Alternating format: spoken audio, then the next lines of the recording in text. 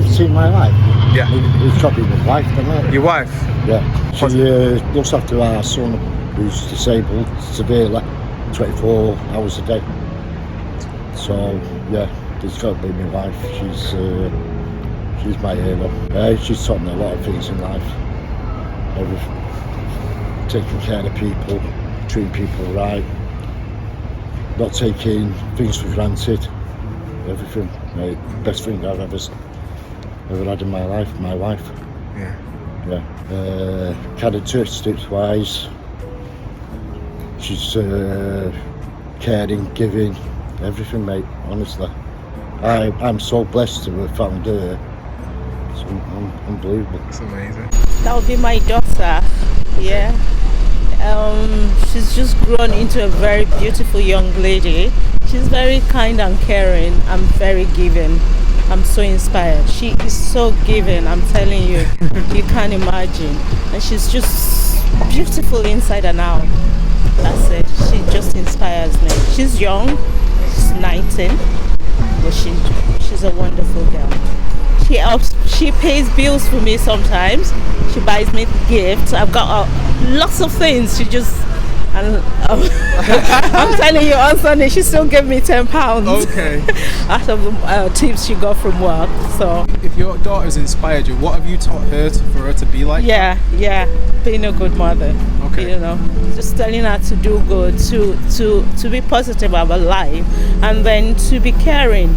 You know, one thing I know is don't treat people the way you want to be treated. Yeah. You know, when you meet someone, be nice to them. Yeah. Be kind. That's it. That's it. It's just I know I am a good mother. I can say that because I've got beautiful children. Yeah. I told you like the question. Yeah. Empty. You. Why? What did I do? You just made me believe in myself. Aww, that was cute. My dad. He passed away a couple of years ago, and he has always encouraged me to follow my dreams and not think about what other people will think of me, and just do whatever I want to do and stay true to myself. And that's something that I've always tried to do, like since I was a kid. And my dad. I did not expect that question at all. Yeah, he had a lifelong dream. He was a professor, and he had a lifelong dream to start his own teacher training college in his hometown, and where we're from, Somaliland. And at the age of 60-ish, he did. So he quit his job and took out his pension and started this teacher training college, and graduated, I think, 600 students during his time. How many? 600. 600? Yeah. I thought you said 6 to 8. I don't know why I didn't hear 6. That's amazing. So the first batch was 300 students, and then we did a second batch, newly grads. So anything's possible. You just have to dream and believe in yourself and dream big. My mom. I learned how to be a woman, learned how to grow. I learned how to do things myself and be my own person. Gosh, that's really difficult, nailing it down to one person.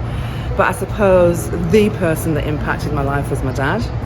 Why? Because he was a very strong but gentle man, and I really have learned that about men's emotions through being fathered by him in a way that was acceptable around men being emotional and crying, and culturally it was acceptable within the culture that I came from and my family life.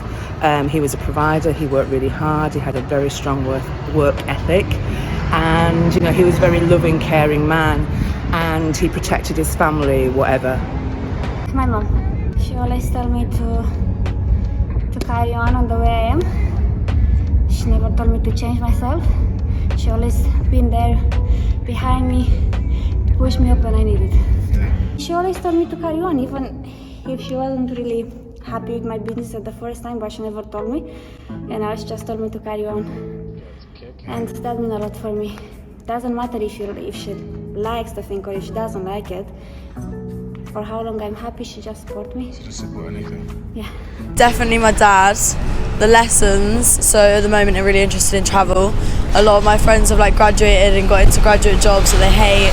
And we've all been talking like a lot about the fact that you shouldn't just go for what other people in society are doing.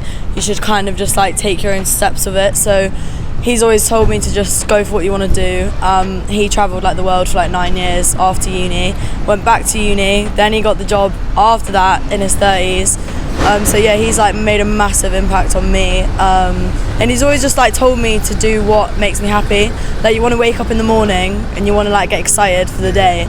You don't want to be like going out and just slumming it, you know. So yeah. A leader that I worked with, I was going through a super tough time. So I just got divorced. I was not seeing my son, and at the time I was in the deepest, darkest depression in terms of my life.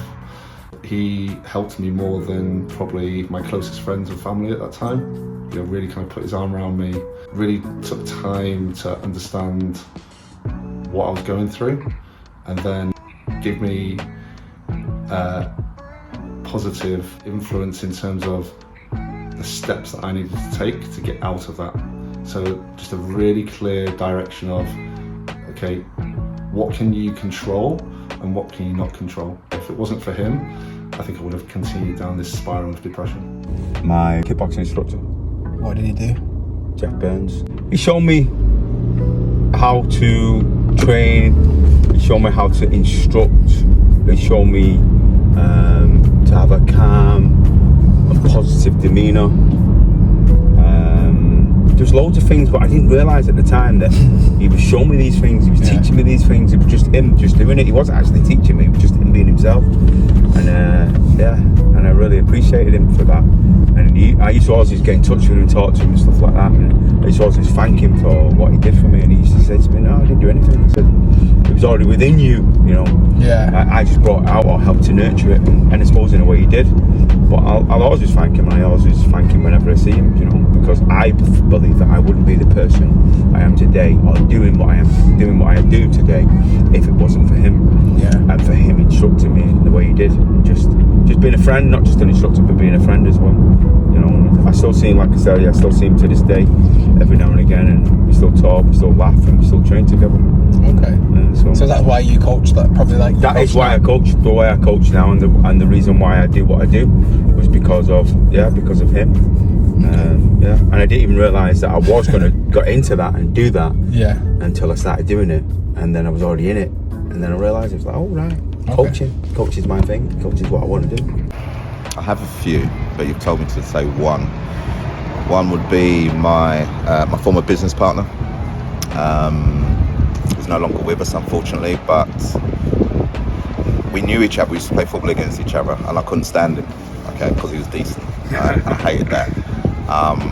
But when we kept in touch, became business partners. And look, I have a brother, but we don't have a great relationship. But he took over. He showed me everything that potentially a brother should be. As business partners, we just became family. We became like 15 years. We lived out of each other's homes and out of each other's friendships. So he taught me certain things, some things that I can't repeat, but many things about just being a black person in the industry that I work in, which is football, unfortunately. Standing up for yourself, believing in yourself, positivity, and just knowing your worth. I think knowing your worth is probably the biggest thing, you know. And we used to banter quite a lot and chat rubbish a lot, but you know what, ultimately, whenever I go deep and think about times that I've had, like, his name crops up all the time. And I think for me, I don't know where I'd be without meeting him. I don't know where I'd be without the 15 years spent as business partners, although he earned more than me out of it for sure. But just the personal stuff, you know, I can't replace that, and I haven't replaced it since he's gone. So yeah, his name's Steve Brown. He'd be the person that I'd always say. Out of a good few, but he tops the list. Whoa, that's a big question at 9:30 in the morning. My first thought is my mum. Okay. I bet loads of people say that, but my mum, because she brought me into the world, and she taught me everything. She taught me how to be strong. She's been there through every moment, and just by being her, she's strong herself.